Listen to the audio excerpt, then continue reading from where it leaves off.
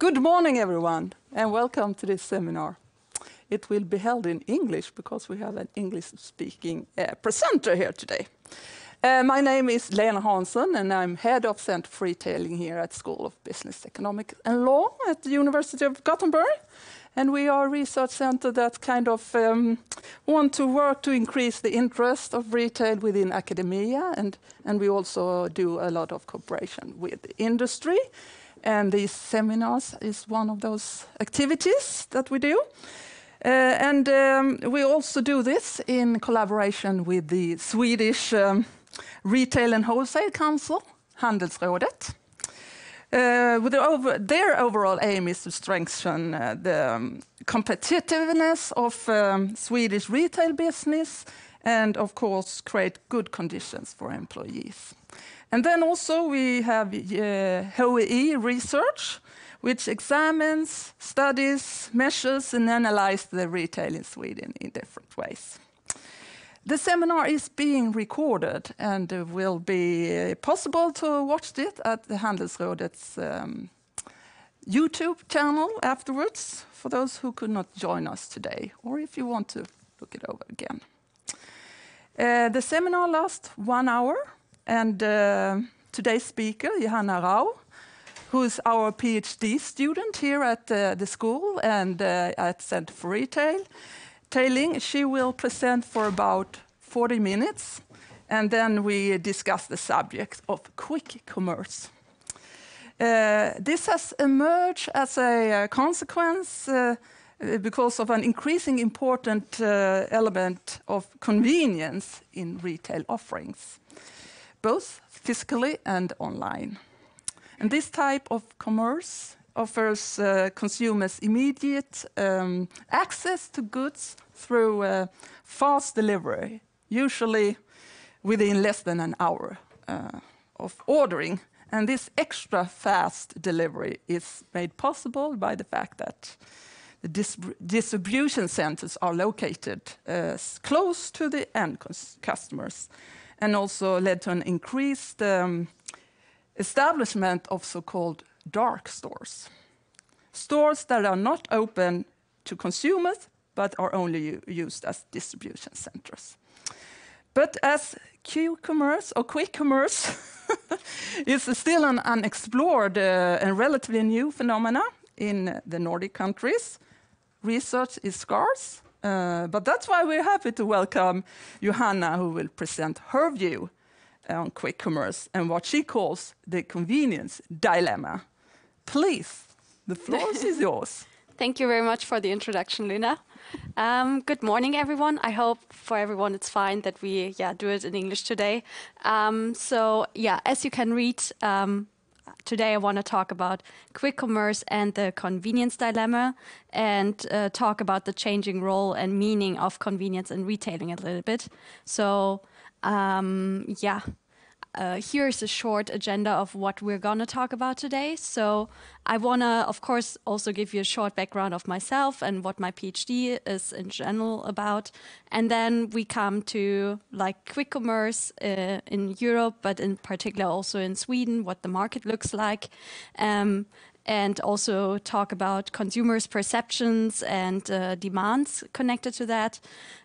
Before we then talk about convenience, and in particular what the role of convenience is in retailing and what negative sides there might also be, which I think is right now a little bit understudied or underrepresented so far. And then as a conclusion, I want to talk about if quick commerce might be a case of overconvenience. In the end, I have a short future outlook and some takeaways for you. So I hope that sounds good for all of you. So let's start then with a short background of myself. So as you can probably hear, or I don't know if you can, but I'm German. I also did my bachelor's in Germany, and I studied leisure and tourism management before I came here to Gothenburg University and did the master's in marketing and consumption that I finished in 2021. And then afterwards, I started now my PhD in business administration, and I'm part of a research project funded by the Center for Retailing, which is about digital platforms and retail transformations. So, and of course, I don't want to give you a lot of details about, what my papers are about, because I think that's also not so interesting for you. But in general, like similar to today's topic, my PhD is about quick commerce and the convenience dilemma. That's my working title for now. And in this project, my aim is to explore the meaning and role of convenience in contemporary retail and study, as one of the most recent instances of this development, quick commerce. I'm a qualitative researcher, I would like to add, so I do a lot of interviews with different stakeholders, like the quick commerce operators, their customers, also, for example, labor unions who represent the employees working in quick commerce. But I've also done, for example, a newspaper analysis, of like newspaper articles that talk a lot about, for example, the negative impacts of quick commerce. And then, for example, next year, I'm also planning to conduct observations in unmanned stores or around unmanned stores in rural areas, which is, of course, not connected to quick commerce necessarily, but of course, another convenience-driven innovation we see in retailing. So, and my papers have, of course, different focus points, but my goal is to, first of all, create a better understanding of the meaning of convenience, consumers' low interest in quick commerce, the negative side, as I already mentioned, and also what different meanings convenience can have for its consumers. So, and with that said, I think we can now start talking about what quick commerce actually is, how it developed over the last years, and also what consumers actually think about it. And I know that probably we might also have different ideas of what convenience actually is, and it can mean quite a lot of different things. Can be only food related, it can be just about the quick deliveries in general. This is basically based on how I define it for my own research. But of course, I understand if you see it a bit more broader. But I think still most of the things we talk about are applicable for a lot of different kind of retail sectors. So here I just wanted to show where we can locate quick commerce in the online food delivery market. So you can see we differentiate between meal and grocery deliveries. And within meal deliveries, we have then those restaurant deliveries where like the restaurant themselves takes care of delivering the restaurant food to the customer. That does not necessarily mean that the customer themselves ordered through the restaurant website, but it can also be through another platform. But at least the restaurant is the one who takes care of the delivery. And then we have the platform delivery as the second type here, where we have a lot of different kind of companies, also like, for example, Uber Eats here in Sweden, where where the platform takes care then of delivering the food. And when it comes to grocery deliveries, we can differentiate here between three different types, at least that's how I do it. So the first one are then like the retail deliveries, for example, grocery stores like ICA and so on that offer like grocery deliveries from their own supermarkets. Then we have meal kit deliveries, which are usually subscription-based models where you get like the recipes and ingredients for those recipes. You decide how often you would like to receive those. And then the third type are then, quick commerce companies. And here we can also differentiate between different operational models. But just to start with what exactly quick commerce is about. So we can define it as a new era of commerce, promising consumers immediacy and instant gratification by providing ultra-fast delivery services of mainly grocery and convenience goods. So the quick commerce market focuses then mainly on those online grocery delivery services, which is of course then located in the last mile delivery, but some of them, of course, also operate those so-called dark stores, those small distribution centers that are located in usually big cities in densely populated areas where like the product selection is of course quite limited, but they have the quick delivery time advantage. And when we look at those different types of operational models, you can see here, the first one is probably the one that everyone knows best, which are like the pure dark store players. So the biggest European ones are Flink, Getir, and Gorillas. In Sweden we had Vembla and Kaval. I don't know if you know those, but they no longer exist, unfortunately. But yeah, those, as I said, focus really just on the quick delivery of groceries from their own dark stores that they operate. And then the second one are the multi-category delivery platforms, which are like, online platforms and delivery services of not only, then like groceries, but it can be restaurant food, it can be other retail stores that they have on their platform. But again, they also operate their own dark stores in addition to that. So we have Foodora Market in Sweden, we have Volt Market, so you can say they're a little bit maybe between quick commerce and grocery delivery or platform deliveries, you can say. And then the third category are personal shoppers that are kind of similar to the second type in that sense that it's also a platform, but they really just take care of the delivery and go to the grocery store or another store and pick up the goods and deliver it to the customer. So, for example, one of the biggest ones in Europe is Everly. Then there's, for example, also PickSmart. So you see there are a lot of different types of quick commerce businesses you can define based on that definition. And I don't want to talk so much about like how this entire process works, because I think it's also a bit self-explanatory. But here's just like a short summary of the steps that are needed in order to provide those quick delivery services to the customer. So, of course, it starts with that the customer searches for the products they would like to order on the quick commerce app. Then after they place the order, it will be received by the closed by dark store, who then start preparing the order. You have those pickers that you see on the upper picture that through also algorithms have usually on a tablet or something shown the shortest way through this dark store to pick the groceries as fast as possible. So usually that really just takes like 2, maximum 3-4 minutes to prepare one order. And then you have the delivery riders who usually, for example, come by bike, who pick up then the individual order and deliver it to the customer. And all of that should usually happen within 1 hour, maybe a little bit longer, maybe a little bit shorter, depending on the operator and what kind of like timelines they set for themselves. But of course, when we look at the quick commerce market, we see a lot of new developments happening, and it's not always been this type of business model or the stage that we see right now. So to start with, as quick commerce in general is quite a recent phenomenon, that does not mean that we have never seen quick deliveries of before, of course. Like when we look at what kind of companies have started offering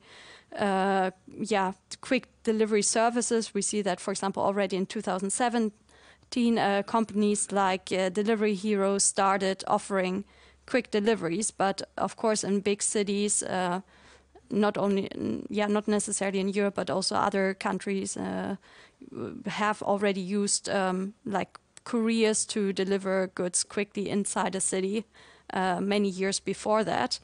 But after those quick deliveries have been implemented by some companies, we can say that around 2019 to 20 is the time where most quick commerce startups actually emerged, who focused then a lot on getting market share. So we had a lot of big competition going on, and especially then during the pandemic in around 20, we see that those businesses received a major boost and also received a lot of investments, as in general the interest in those companies was quite big, as people didn't want to go outside, or they really appreciated the convenience of having not to wait 2 or 3 days for online ordered groceries, but they can just receive it in 30 minutes, or back in the days it was also even 10 minutes some companies offered. So that was definitely one reason why there was this significant boost around the pandemic time. But then end 2021 to 22, we see that the consumer demand went down quite significantly, because of course the customers returned to their old shopping habit, at least to some extent. So people didn't really see the need anymore to use those quick commerce companies. I mean, it's the same also with, in general, online grocery shopping, that the demand went back to some extent. And as a result, then also, of course, the market growth of quick commerce went down. And what we see since 2022 is then that there are a lot of acquisitions, mergers, and also market exits happening in the quick commerce market. And the operators had to scale down their operations. And now when you talk to some of those operators, what they say is that the focus is no longer on reaching a high market share, but instead on becoming profitable in the already existing markets, the very few selected ones then where they see it like, okay, this is where we actually have a chance to become profitable. And what I wrote here for the future outlook is, of course, just 2 examples that could happen, but does not necessarily have to be the case in the next 2 years, but maybe also more in the long-term impact, which is that at first, of course, there will only be a few global quick commerce operators left in the end, as we already see that, for example, Getir bought Gorillas, which were 2 of the very big ones, but also then, for example, when we look at Sweden, we see that Vembla and Kaval are no longer existent, or Kaval has been acquired by Mathem. So this phenomenon is already happening in a lot of different markets. And then, of course, I will come to that later also when I talk about market opportunities. One way for the future could be that those quick commerce operators start broadening into other product categories. So right now, of course, we see it mainly being used for groceries, or other convenience goods. But of course, this business model is applicable to a lot of other retail sectors. I mean, to some extent, we already see it for pharmacy products, but it's of course expandable. So, and even though I described now here that this demand goes down and people are no longer interested so much in quick commerce, I still want to highlight that still the quick commerce market has growing revenues, as also this consumer trend of ultra convenience and fast deliveries is also still growing. So that's just important, I think, to keep in mind.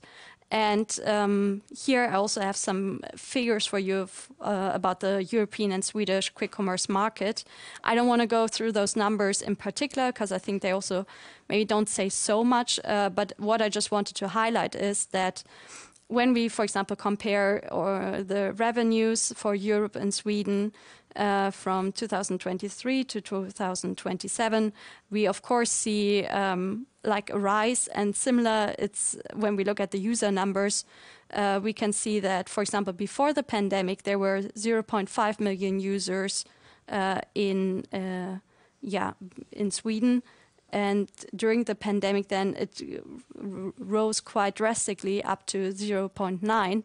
And in 2027, there are expected to be 1.5 million users, which is quite a high user penetration rate when you think about it, because then we talk about almost 15% of people in Sweden have used quick commerce services at least once. And that's why I also just wanted to show this slide once. not necessarily because I find the different revenues so interesting, but just as a way to show you that the revenue was really, really high during the pandemic, and then we have this very drastic drop, in 2022, and then it recovered a little bit, and we see still that like the revenue change, so it's still growing every year, but not at this rate that we had some years ago. So with that said, as I already mentioned, like there are some problems quick commerce has right now, but there are a few others I think that are important to mention. So when we look at the different challenges, of course, the first one, as I said, is reaching profitability. Because, of course, first of all, you have very low order values, because volumes. Because, like, most people only buy groceries for, like, usually 100 krona maximum, as it's mainly used as a additional shopping, but not as a main grocery shopping that you do for a week, for example. And then, of course, the last mile costs are very high for those services, and you need a lot of delivery riders when every order is delivered individually, which is, of course, also very expensive then, and has also led to a lot of layoffs of employees over the last years. With, for example, Flink, which is one of the biggest European quick commerce companies, they have laid off 8,000 employees 1 year ago, which is quite significant for that, for the size of this company. The second one is fierce competition, meaning that there are a lot of players, or used to be a lot of players, that chase growth over profit, which also led then to very unsustainable delivery and price wars we saw. Of course, this is changing slowly right now, but still I think it's important to mention here as one challenge. And then third one is regulatory scrutiny, from regulators and labor unions over potential issues like gig worker exploitation, safety issues, also the impact those dark stores have on neighborhoods, those aspects. And then, as I mentioned before, like the low consumer demand that we see right now is definitely one big challenge for those operators right now, meaning that a lot of people might have shown curiosity in the beginning to try out those services, especially when those quick commerce operators started by offering free deliveries and to lure customers to try it out once in the hope that they got so interested to continue using it. But what we also see, or what I also heard in interviews, is that most of those customers are not loyal, and in general, repeated purchasing is happening quite less than it used to happen during the pandemic nowadays. And with that said, there are, of course, also then a lot of opportunities for those businesses for how they can maybe improve and become profitable in the future. And one aspect is, as I mentioned before, the product range expansion, saying that, okay, it does not only have to be about groceries, what we deliver, but it can be different kinds of products. Also, I mentioned pharmacy products, but also electronics could also work. And then at the same time, one important aspect could also be to customize the assortment to your neighborhood, meaning that as your dark store is very close to the customers you would like to deliver to, you can also spend some time, if you have the data, to figure out what exactly they like to buy, what is the demographics of your neighborhood, what should we have then in our assortment to be able to deliver to them what exactly they would like to have. Then second one is new cities and markets, saying that, okay, right now we really just have it in the very big cities in Europe, but maybe we can be able to expand in smaller cities. I mean, not super small, but let's say between 200,000 to 500,000 population might work, as you also then have not issues or not such a big issue with, for example, congestion, and it's actually going to be a bit easier to deliver to your customers. And markets, meaning that, for example, the Eastern European market is quite untapped so far and could, for example, in the future become profitable for those businesses as well. Then third, optimizing operations just means that certain metrics like drop densities, fulfillment costs, inventory management should be improved through technological advancement, for example. So there are a lot of things that can become more efficient, so to say, and cost saving. And then strategic partnerships could be about having partnerships with complementary partners, for example, with real estate firms that help you in getting like the best prime location, so to say, in the city, or other last mile companies who can help you in improving your delivery times or delivery services overall. So those are the market opportunities we see here. And now that we talked about the retail side, I want to focus on the consumer's perspective, what they actually think about it. So what you see here about like drivers and barriers for the consumers are based on interviews that I've conducted, but also what you can find in general in like the media or other sources. So of course, like important drivers are, that's also what I guess most companies would promote, that it's time saving. Like that's also their USP, like they're able to deliver in such short times, which is of course then a reason why people like to use it.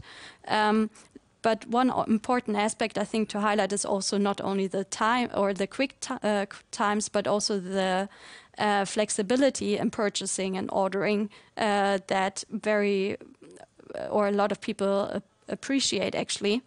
And then one aspect that was more important during the pandemic than it is now is that it helps them to avoid crowds or unnecessary interactions. I will come back to that on the next slide. And then, of course, there are also a lot of barriers why people don't use it anymore, or they don't even think about using it, which is, of course, it's very expensive, or more expensive than if you would go to a traditional grocery store. As you have high delivery fees, you have service fees, and in general, the product prices are also more at a premium. And then, of course, it's a small assortment, like you can't compare it to other online grocery companies or of course your physical retail store, as like those dark stores are of course very limited in size and are not able to offer you like 5 different brands of the same tomato sauce or something like that. Then of course, as I mentioned before, accessibility is very low, usually right now only in the very big cities. I mean, we're not just talking about that's not accessible for people living in rural areas, but just when you live in a town that is smaller than, let's say, 500,000 population, like you're not really able to even try out quick commerce, even if you want to. And then fourth is a high perceived risk of unsatisfying orders, which means that when you talk to people who have used it, or when you also ask them what kind of products they would like to buy, you hear that no one would ever buy fresh produce through quick commerce companies because they think the risk of receiving products that are not really satisfying because, I don't know, this apple has like a dark spot on this one side, is quite high, this risk.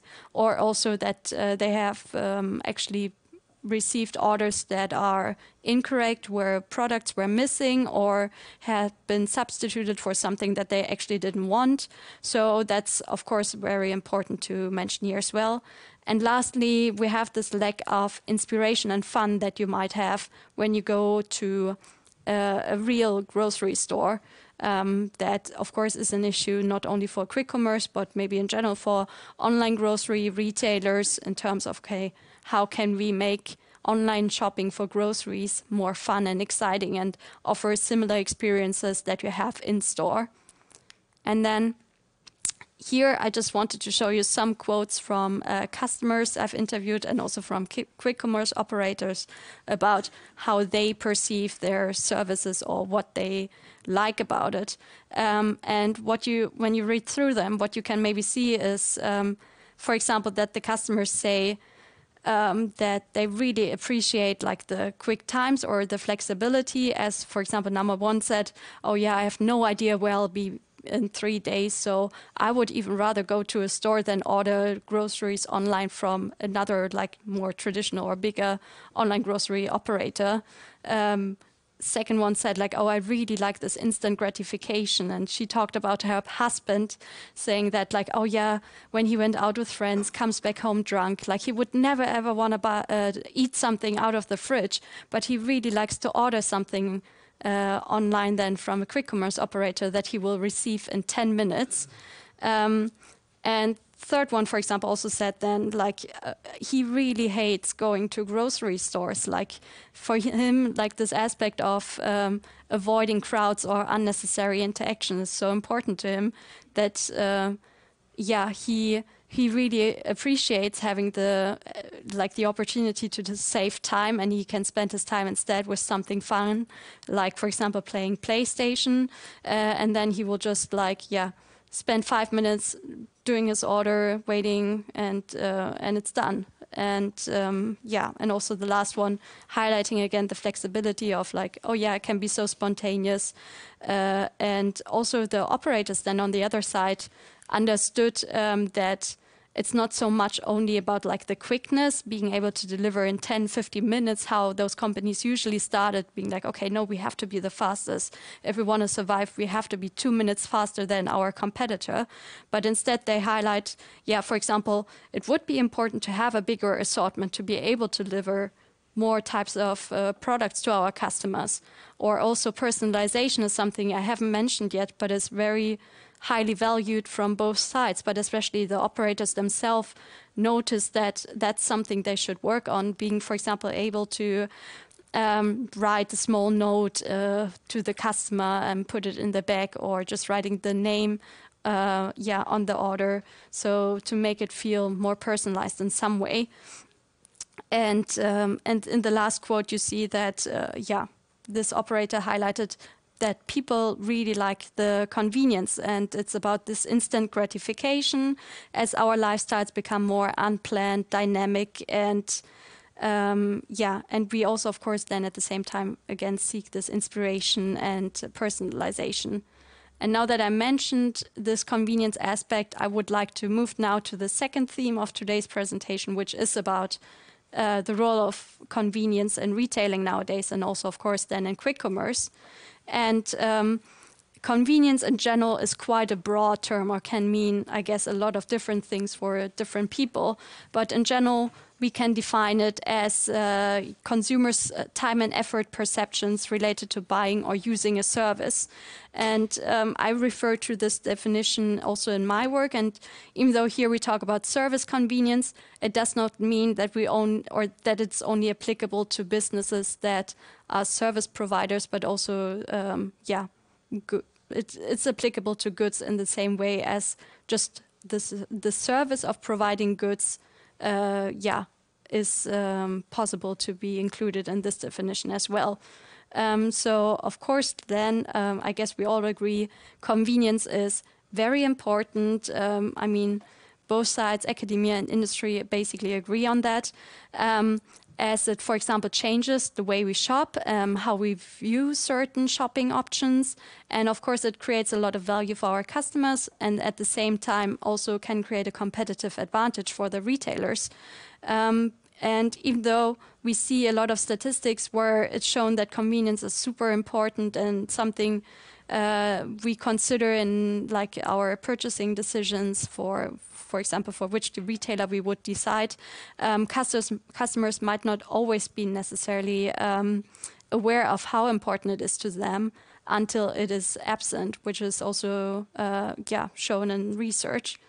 And then here I just wanted to show you that convenience is actually a driver for change in retail, and can be found in a lot of different aspects when we talk about retailing, as some kind of underlying enabling mechanisms. So, for example, when we talk about changes in store formats, just to look at the last bullet point here, we see that those unmanned stores, I mean, we have Amazon Go or Leaves here in Sweden. I don't know if you know them, but those stores that where the customer can just go inside, they don't have to scan products or check out, but just like the cameras and sensors and trackers in the store enable them to save a lot of time and effort. Of course, this is then a lot about like how can we enhance convenience for our customers and make the shopping experience very smooth, convenient, if you want to say so. And also at the same time, when we look at innovations, we see that only in grocery retail we have self-service checkouts. We have those handheld scanners that you can take and go through a store, or also smart cards. Like all of those aspects we saw appearing over the last years are in some way driven by a need to enhance the convenience for our customers, right?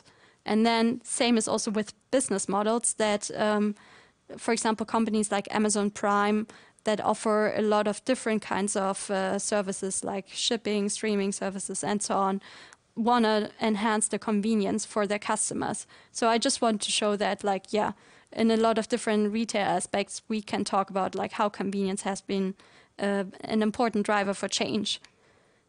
And here, I think it's just important to also talk about then, like, okay, when exactly is convenience important, and how can convenience actually be improved, or what can it look like? And in my opinion, this service convenience construct by Barry is quite helpful in that regard, as they define in their paper 5 convenience dimensions that reflect the consumer activities related to buying or using a service that you see here below. And this construct has been applied and empirically tested in various retail contexts, for example, about how specific dimensions affect consumer perceptions of the retailer. But of course, I still want to say, even though it's widely accepted in research and has been applied in a lot of different contexts, there has been some critique that it's not necessarily applicable in online contexts, and new dimensions have been defined. So I don't want to give you a lot of details about how each dimension could look like in a retail context, but just to define them, like when we talk about the decision and or evaluation convenience, we mean the time and effort perceptions of a retailer, of a customer, in like when they have to decide where they want to shop, or if they want to buy it or make it themselves. Like this is the convenience we talk about here. Then the second one is access and search convenience, which is, for example, in an online context about how easy and convenient is it to find the products we would like to buy in terms of how the website design looks like and how convenient it is. Then transaction convenience is, as like the name already tells a bit about, like convenience in terms of payments and checkouts, like what we saw on the last slide in terms of innovations for payments. This is all basically just to enhance the convenience in the transaction phase, basically for the customer. So, and then the fourth one is benefit convenience, which is about the time and effort we have in order to receive the product we ordered. So online, we talk here a lot about the delivery, like delivery times, for example. Also, if you are able to have a scheduled delivery, such aspects are all about enhancing benefit convenience then. And then the last one is post-benefit convenience. So it's after you have received your products, for example, and there has been a mistake or you never received your order. It's about how convenient it is for you to get in contact again with the retailer or the service provider in order to solve those problems. So it's a lot about complaint management, for example.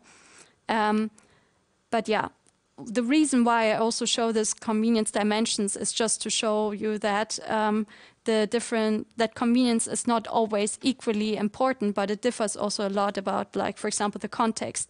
For example, when you look at this this question from a survey from 2019. Customers were asked at which part of the shopping experience is convenience the most important to you. And as you can see, when we look at online shopping, there at the very beginning, convenience is way more important than offline. And at the same time, during the checkout, here convenience is way more important for the offline shoppers than for the online ones, which is probably also an explanation for why we see that a lot of customers, why a lot of grocery stores implement a lot of innovations or new types of stores around like, okay, how can we enhance the checkout process and reduce waiting times in queues and so on. So yeah, again, I just wanted to show that there are, of course, a lot of differences in terms of which convenience dimension is important to focus on for a retailer. And I think it's also important to mention that it's not always the best strategy to enhance all convenience dimensions at the same time, but instead focus on like what do our customers value in terms of like when would they actually like to receive convenience, and focus on those dimensions and understand what convenience then actually means for the customer in that regard. And now that we, I guess, all agree on that convenience is very important to focus on and to enhance, I still want to also highlight that this might not actually be always the case, and there are also maybe negative sides of convenience that should be considered. As of course, when we just focus on enhancing convenience more and more, it can lead to the case that customers become, to some extent at least, addicted to convenience and are always encouraged to seek out the most convenient option, even if there are other, let's say, value-adding alternatives that are in some case better maybe for the customer. And one aspect that comes into play then is the spiral of convenience that you see here on the right side, which is about that, based on the quote that what used to be fast is now considered slow, that of course we demand more and more convenience, like from the consumer side, to be offered by our retailers, for example, which means that what we perceive as convenient right now is maybe not so convenient in 2 years or maybe even in 1 year. And we switch then to a competitor who offers more convenience for us. So the demands of what is convenient for us is ever increasing, which leads then to, of course, rising costs for the businesses to actually, provide the demanded new convenience.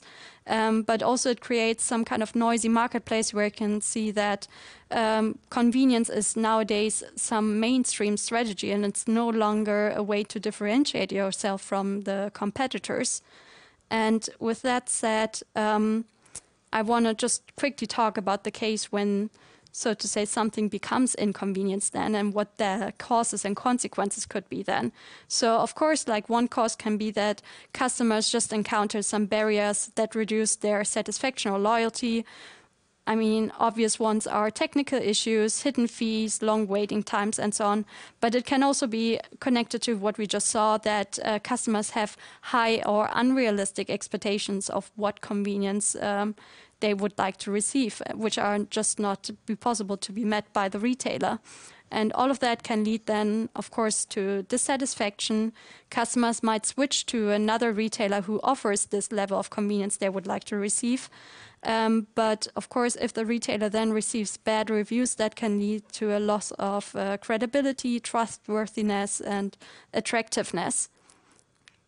So here you see this continuum, also defined by Brown, where on this one side we see that, we want to save as much time and effort, and then we have convenience, so to say, versus, if we spend a lot of time and effort for whatever we talk about, we create inconvenience. So we have this very dualistic perspective. But instead, I would like to introduce a new continuum where maybe the minimum time and effort does not necessarily lead to only convenience, but there might be a risk of achieving over-convenience, which, again, then is not so good. But we want to try to be balanced, so to say, and find the right middle where we actually achieve convenience. So a question that I asked then is, what could happen when you increase convenience for your customers more than what is actually needed?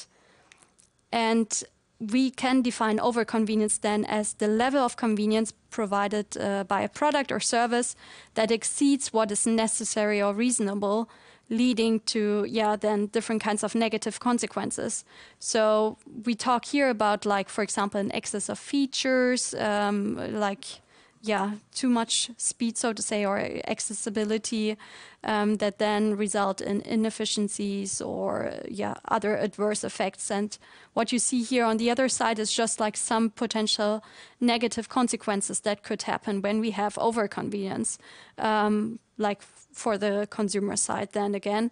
So first one would be, for example, health concerns in terms of, okay, if I can get everything delivered and have this instant gratification all the time, maybe I become a little bit too lazy, only stay at home, only eat convenience food, so to say, or unhealthy food. So in terms of that, we can have like maybe this health concern, but then at the same time, for example, if we think about gig workers who are supposed to deliver products very quickly, of course, this can also lead to safety issues for them when they are like supposed to deliver your products in 10 minutes, but like traffic does not allow that in a way, and they have to, in some way, at least risk their life to be able to be at your home in time.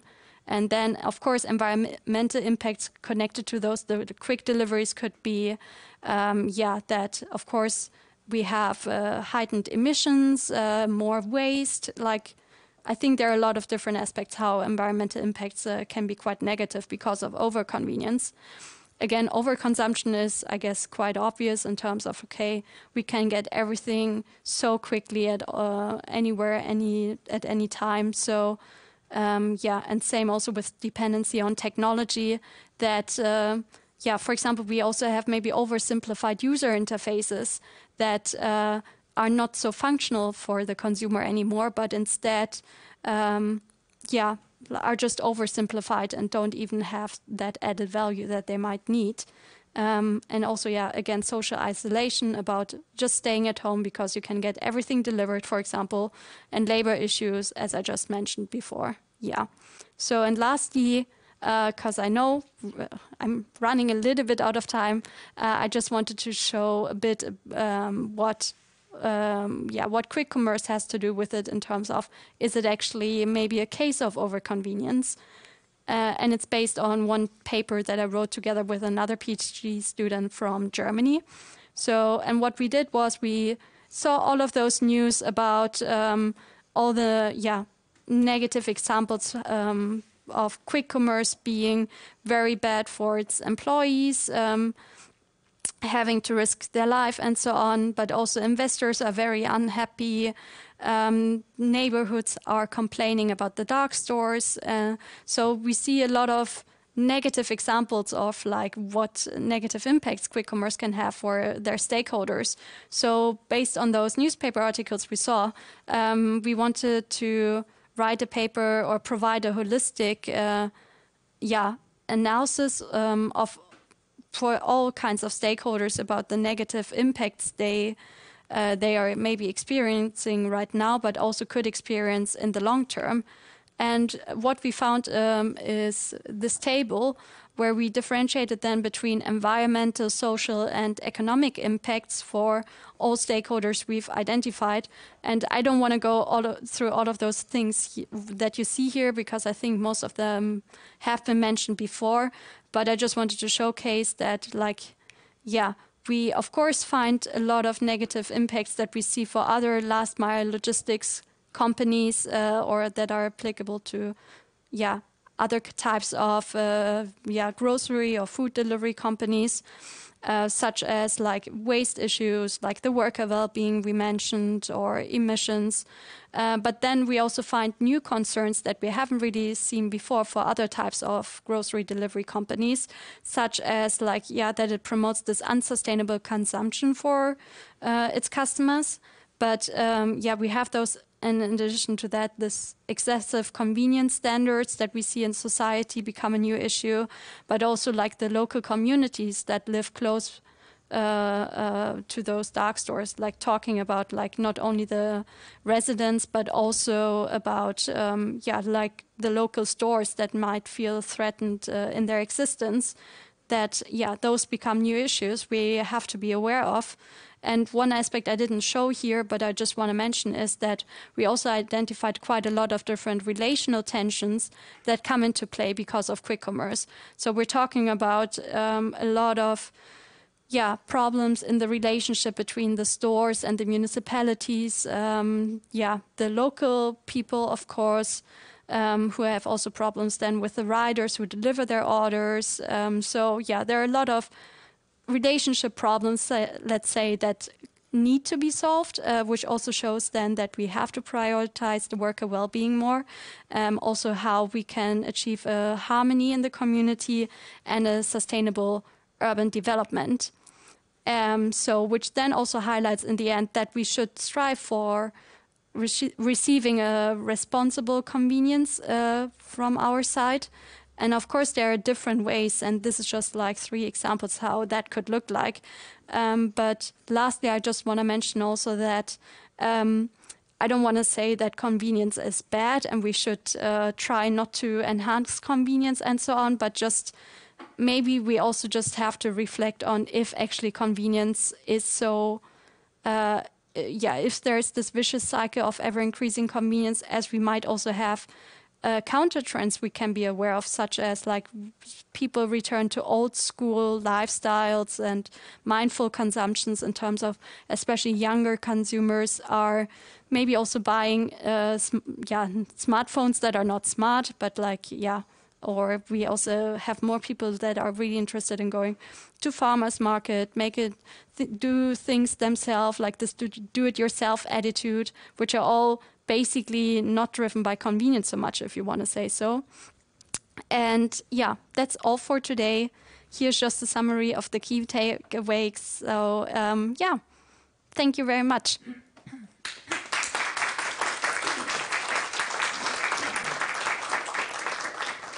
Okay, Johanna, thank you very much for this enlightening presentation. Thanks. So we don't have that much time, but... sorry. Yeah, but it's very interesting with the customers. So I'm kind of interested in do you feel we need to know more about what the customers want and where they want it? And I guess yes. I think it would be wrong to say no, we don't care about like what customers want. I think it's quite important though, especially if we talk about like what kind of convenience they want, to understand that, for example, in a quick commerce case, it's not about like what the name suggests that it's only about quickness, but we really have to understand like what convenience actually means and that there are a lot of different aspects to it. And for example, we also have to not only focus on what customers want, but when do they want what they want. Yeah. So I'm a little intrigued about, I don't know if it was still there, but the proposed what is necessary or reasonable convenience.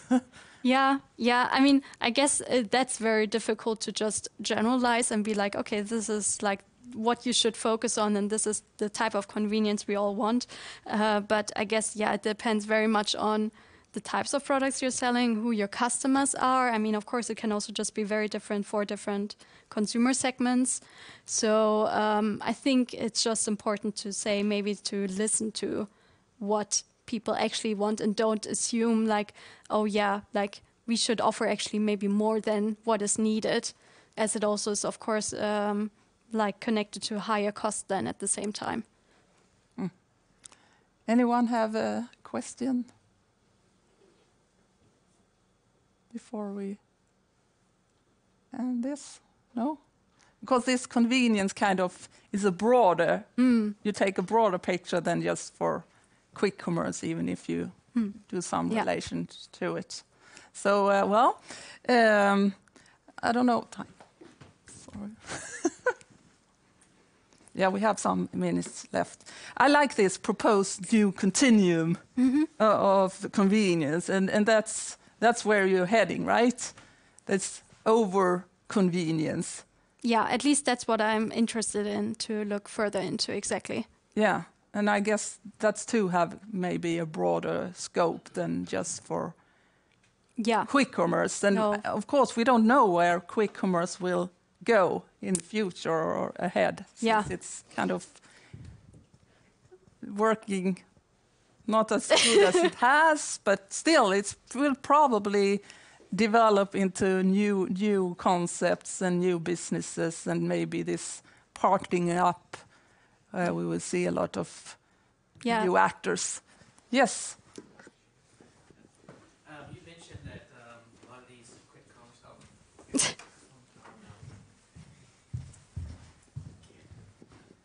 You'd mentioned that a lot of the quick commerce companies that had come during the pandemic have disappeared, but some of them are also moving into other industries. You mentioned pharmaceutical. What other industries do you think that these might, and do you see maybe this growth in this industry being by large companies that are going to be handling this type of industry?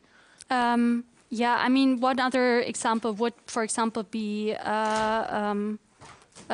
electronics, where you could see that. But I think also, so I would say, it's definitely about more like a bigger global retailers and operators that might step into like this quick commerce area.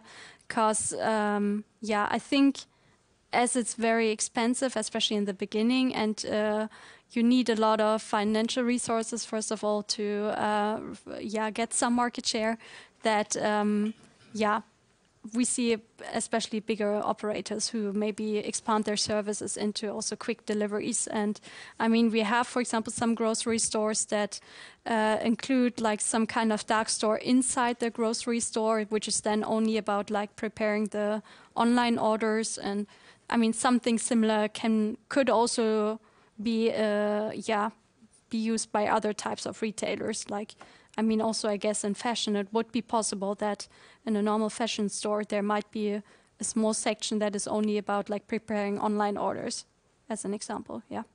Thank you. You're welcome. So I will end this seminar now, and I thank you, Johanna, very much. Thanks for having me. I'm really pleased to see this many of you here, and hope to see you at the future seminars here. But of course, you can stay if you have some more questions, but for now I will end this as time is out. Thank you. Thank you.